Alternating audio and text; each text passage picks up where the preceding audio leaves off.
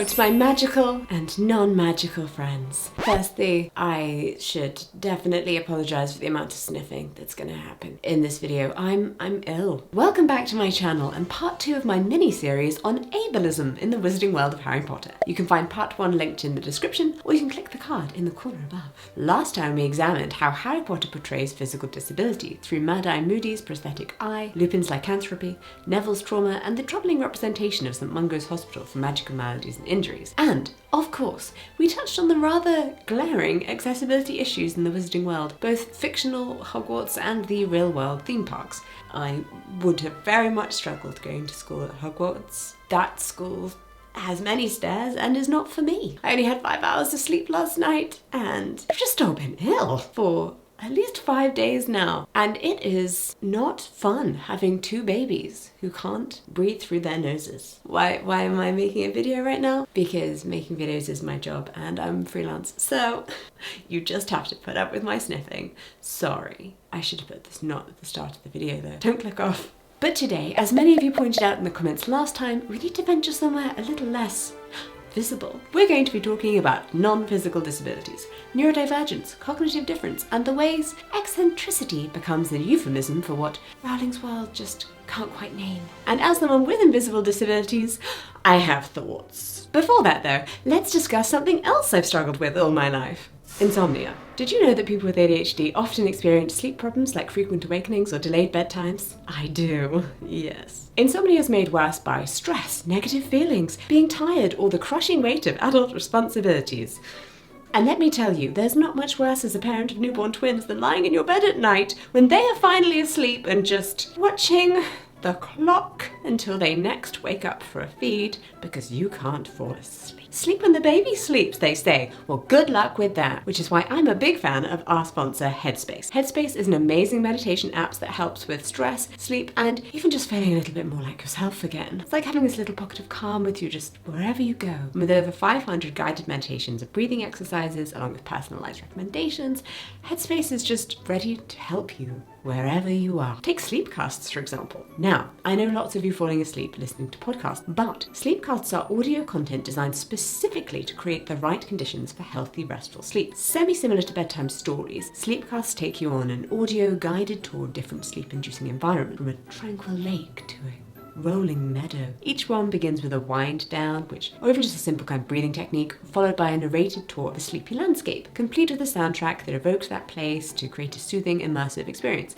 Obviously nothing scary, you're not going to fall off a cliff. Sleepcasts vary in length, but they, despite following a similar pattern, are remixed each night, which, bear with me here, because I know you think, no, this thing worked for me that one time, thus I need to do the exact same thing every single night. But it's actually been shown that memorizing the narrative and tracking the passage of time is more likely to cause anxiety for restless sleepers. You know, you get to, no, I know we're already in chapter 3 and I'm not asleep yet. Why am I not asleep? It's better if you don't know what's coming next, then you can just drift off. I particularly like Headspace because, as any other deaf or hard of hearing person knows, and auditory processing disorder friends, obviously you're included here too, guided meditation can be not the most accessible thing, but Headspace utilizes live captioning, it's got great audio adjustment, and it works really well with bone conduction headphones. In fact, the platform is designed with accessibility in mind, aiming to meet the World Wide Web Consortium's web content accessibility guidelines to the maximum extent possible. Yeah, did you even know that was a thing? They are consistently working to ensure that their mobile products are usable by people with visual, auditory, cognitive, or motor disabilities. Yeah, trust me, as someone trying to balance work, newborn twins, and an incredibly talkative older child, I know how hard it is to give yourself permission to have a break, but taking just a few minutes for yourself each day with Headspace really does help. Daily usage is proven to decrease stress in just 10 days. Remember, you cannot give 100% if you are only running on 50. So if you're struggling with stress or you're just craving a better sleep, then give it a try. Click the link in the description or scan the QR code on screen now to download Headspace for 60 days for free. Yeah, 60 days for free. That's 2 whole months to see what a difference taking time for yourself can make. Luna Lovegood, Loony, or Neurodivergent. Let's start with the character who's arguably the poster child for delightfully odd. Luna Lovegood. She had straggly, waist-length, dirty blonde hair, very pale eyebrows, and protuberant eyes that gave her a permanently surprised look. Within moments, her classmates have nicknamed her Loony Lovegood. Everyone, this is Loony Love. She believes in creatures no one else can see. She drifts through social situations with a kind of serene detachment, and she often takes things literally. If you're autistic or know autistic people, some of this probably sounds familiar. In both novel and film, Luna displays what we might call a different sensory and cognitive world. She sees thestrals when others cannot, an image that can symbolise a heightened or divergent perception. But rather than treating Luna's perspective as valid, the books and films present her as an oddity. In the films, this becomes even more pronounced with soft lighting, lilting music, and almost dreamlike camera work. She's isolated, her possessions routinely stolen and hung from the ceiling of her dormitory. Evanna Lynch's beautiful performance gives Luna a gentle, ethereal presence, and her mannerisms are, I would argue, recognisable tropes of screen autism, but the text never names it such. Instead, she becomes what film scholar Nathan Rabin coined the manic pixie dream girl, a quirky, usually female character whose purpose is to teach the, usually male, protagonist to embrace life. When Harry first meets her, he's puzzled, even amused, by her candour. She says simply, "Oh, you're just as sane as I am," in Order of the Phoenix chapter 20. The line is played for humour in the film, ethereal music, soft focus, and a lingering shot on Luna's vacant smile, but its meaning is darker. Luna's sanity, and by extension her neurodivergence, is a joke. Think Ramona Flowers from Scott Pilgrim vs. the World, Summer Finn from 500 Days of Summer, Sam from Perks of Being a Wallflower, or Alison Reynolds from The Breakfast Club. She exists to inspire, but not to be understood. They're all fascinating, unique women, but again, they exist primarily for someone else's story, which is exactly what happens with Luna. After Sirius Black's death, Luna comforts Harry. "You heard them just behind the veil, didn't you? They were just lurking out of sight. That's all. We'll see them again someday." She tells him that the ones we love never really leave us. And it's an incredibly moving moment, but it also cements her as the wise eccentric who soothes the hero, rather than a character whose own interior world we're invited to explore. The books rarely enter Luna's perspective. We never learn how she feels about being ostracised, mocked, or having her belongings stolen and nailed to her dormitory ceiling. Instead, Rowling just aestheticizes Luna's difference. Eccentricity becomes purity. Detachment becomes wisdom. Her own grief, her own isolation, just background noise. As autistic writer Sarah Kerchak put it, Luna isn't allowed to be autistic. She's just magical. The same traits that would make a neurodivergent student vulnerable in real life are just romanticized as mystical insight. And that's the problem. When neurodivergent women are presented as quirky angels instead of complex people, the audience just learns to admire difference, but not to actually understand it. Xenophilius Lovegood and generational eccentricity. Then there's Luna's father, Xenophilius Lovegood. Like Luna, he's painted as eccentric and harmless, until suddenly he isn't. Xenophilius looked ghastly, a shadow of the man they'd last seen, thinner, greyer, and his hand shook as he pointed his wand at them. The generational eccentricity that Xenophilius embodies is tolerated until it threatens order. When Harry, Ron, and Hermione visit him, he betrays them to the Death Eaters out of fear for Luna's life. An understandable thing for a parent to do, really. What a moment ago was quirky is now unstable. And can we just take a moment to think about that name? That was a choice, Joanne. Could you hoist the "this is a bad guy" actually flag any higher? Incredible. Society, both magical and not, tends to tolerate idiosyncratic people as long as they're entertaining or useful. But the moment their difference disrupts social norms, they become dangerous and untrustworthy. It's a familiar arc for neurodivergent characters. Acceptable when endearing, punished when unpredictable. In the Lovegoods, we see a generational echo of what it means to be different in a world that doesn't accommodate you. They live on the literal outskirts. Their house, shaped like a rook chess piece, isolated, precariously balanced, easily toppled. The subtext is clear. Difference is fine, as long as it entertains or stays out of sight. Argus Filch, Squibs, and magical ableism. And when it comes to staying out of sight or remaining invisible, there's no group who represents a more overt allegory for invisible disabilities than Squibs, in the form of the Hogwarts caretaker, Filch. A squib is a non-magical person born to magical parents, and a caretaker is a role generally played by a disabled and/or genius character in film. In Chamber of Secrets, Harry discovers Filch's correspondence for a quickspell course. A few seconds later, Harry realised the envelope was addressed to Mr. Argus Filch and stamped with the words "Quickspell Correspondence Course in Beginner's Magic." Filch is humiliated by this exposure, terrified his secret will get out.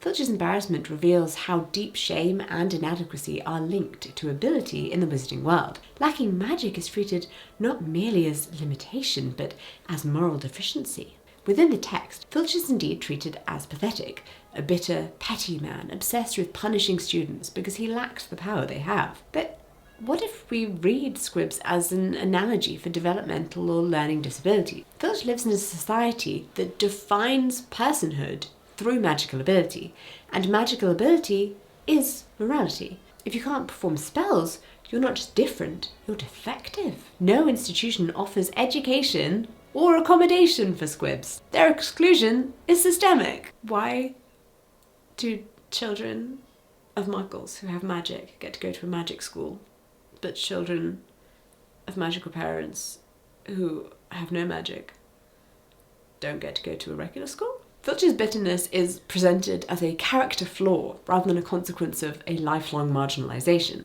Again though, they don't go to school. What exactly are their chances in life? I'm so confused. There are no roles for Squibs beyond servitude. In this way, the magical hierarchy mirrors ableist structures in the real world, defining value through performance and productivity. As critic Alison Kafer observes in Feminist Queer Crip, disability narratives often hinge on the failure to achieve the norm of independence. Filch's inability to perform magic embodies that failure, and he is ridiculed for it. Filch is mocked, pitied, and trapped in a job that constantly reminds him of what he cannot do. The same world that celebrates extraordinary magic excludes those who can't meet the standard, just as ableist societies exclude people whose minds or bodies work differently from the norm. Hogwarts doesn't adapt to you. You're just expected to disappear. Bertha Jorkins and memory as metaphor. Bertha Jorkins appears only briefly, but her portrayal is telling. Early in Goblet of Fire, she is described through gossip. A bit forgetful, but a good worker when she's not losing files. Her absent-mindedness, possibly a mild cognitive or memory impairment, renders her expendable. When she disappears, there's little concern until the realization it serves Voldemort's plot. Her actual backstory is that she suffered permanent brain damage after a charm was put on her, causing her to have memory loss. But no big, no reason to treat her well or like a person after that. Later, we learn Voldemort broke through the memory charm that had been placed upon her and discovered information of great use.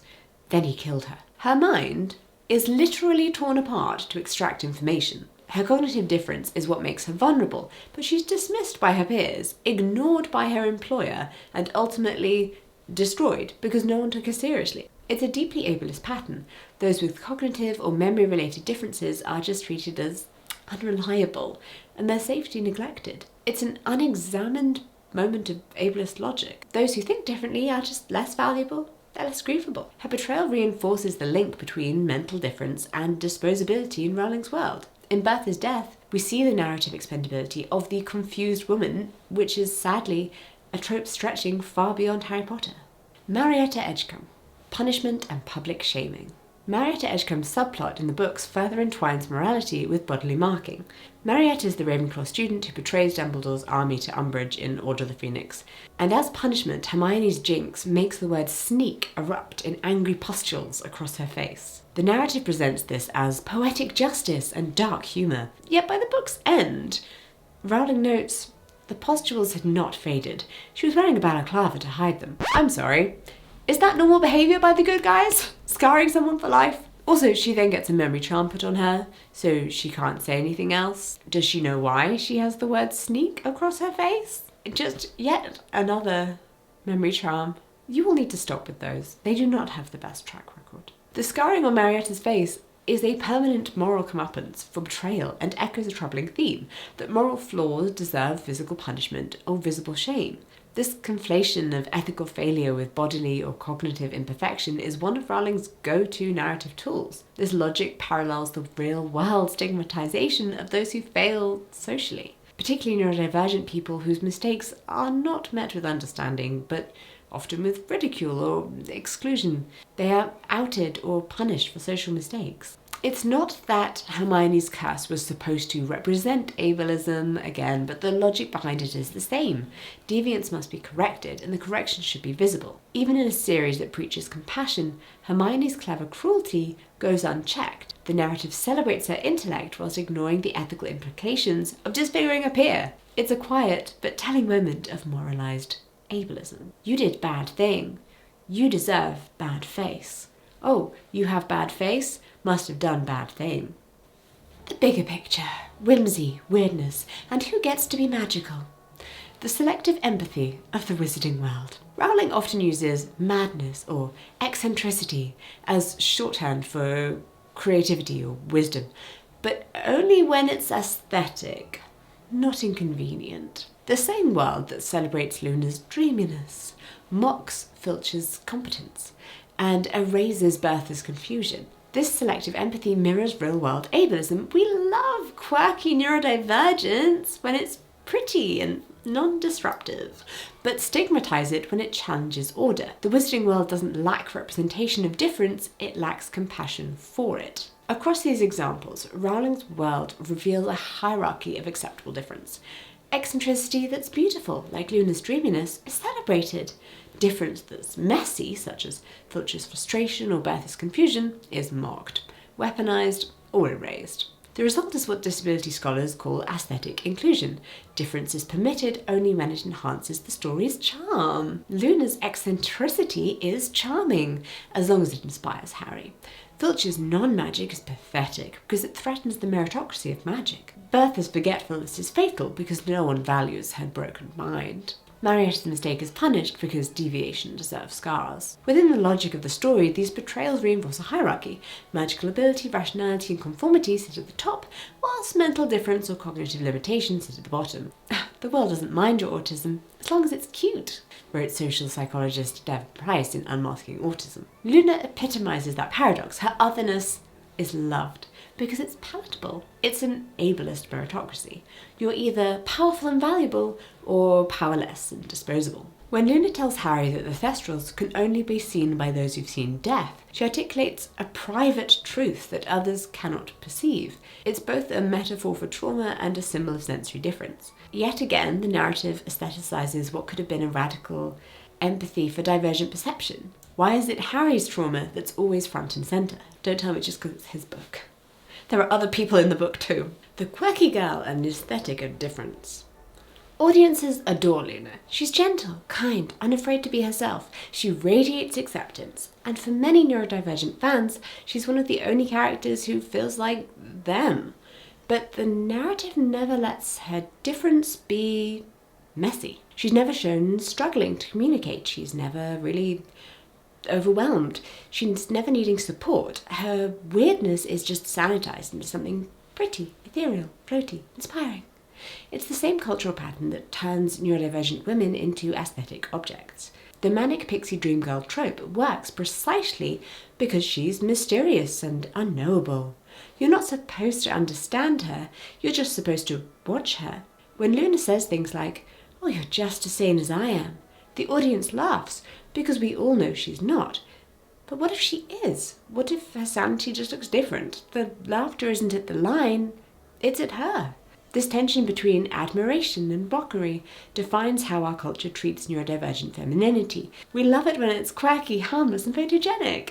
We fear it when it's angry, inconvenient, or complex. But true inclusion requires discomfort. It requires characters whose minds and abilities challenge the structures around them, not simply adorn them. Rowling's universe offers glimpses of such characters, but it never grants them central humanity. If Luna is your model of neurodivergence, you might grow up thinking autistic people are just whimsical oddballs that don't really suffer. If Filch is your model of disability, you might believe people who struggle are bitter because they failed. If Bertha Jorkins is your model of cognitive impairment, you might think just forgetfulness equals foolishness. But these characters don't exist in a vacuum. They reinforce how our world still romanticizes, trivializes, or punishes people who think differently. Luna once tells Harry, "We'll meet again where the veil is thin," in Order of the Phoenix, chapter 38. And perhaps what she really offers is not whimsy, but a vision of empathy, one the wizarding world, and perhaps our own, has yet to learn. The reason these portrayals matter isn't just because Harry Potter is culturally iconic, it's because millions of readers learned from these books what difference looks like. Luna Lovegood represents one of the few depictions of a character whose worldview and communication style align with autistic or neurodivergent traits, but she's framed through the manic pixie dream girl lens, charmingly odd, inspirational for neurotypical protagonists, but never allowed through full interiority. What does she think about what's going on around her? Rowling's wizarding world does contain difference, physical, mental and magical, but it rarely extends compassion to that difference. So we're left with a world that sort of seems diverse, but only in the ways that are comfortable to look at. It's also really fatphobic, just as a world. True inclusion isn't whimsical, it's complicated, involves empathy, patience and systems that adapt, not people who must adapt to the system. Thank you once again for joining me into a deep dive into ableism and neurodivergence in the Harry Potter universe. Weirdly very fired up about Harry Potter now, so if you'd like to see part 3 about mental illness, trauma, and the moralisation of madness, yeah, it's about Bella Lestrange, you guessed it, then let me know by leaving an owl emoji in the comments. And of course, make sure you are subscribed so you don't miss it. Thank you again to Headspace for sponsoring this video. Click the link in the description or scan the QR code on screen now to download Headspace and use code Jessica60 for 60 days for free. That is the whole 2 months to see what a difference taking time for yourself can make. Again, thank you so much for watching, and I will see you next time when I will hopefully not be ill.